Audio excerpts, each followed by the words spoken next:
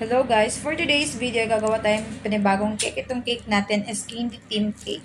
Sa araw na to guys, ang dami kong order. Tatlong order siya, at saka may mga cupcakes pa. So, mga 36 cupcakes yata yung cupcakes nito. Pero dito sa ating candy theme cake is 20 pieces cupcakes lang siya. So, sabi ni client is ako na yung bahala sa design. Basta wag lang daw pink color.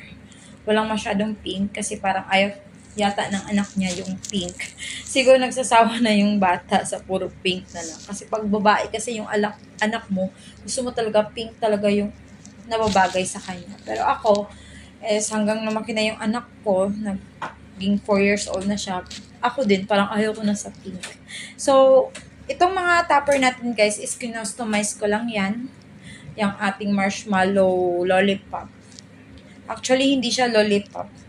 Ginawa ko lang siyang lollipop. Kasi nga, no choice na tayo. Kailangan natin mag-isip kung ano yung mapapaganda ng ating cake. So, ito na yung finished product niya, guys. Thank you po sa pag-order, ma'am. At saka sa mga client ko na palaging sumusuporta ng ating cake. Maraming salamat. At huwag niyo ako kalimutan na i-share at follow, ha. Bye!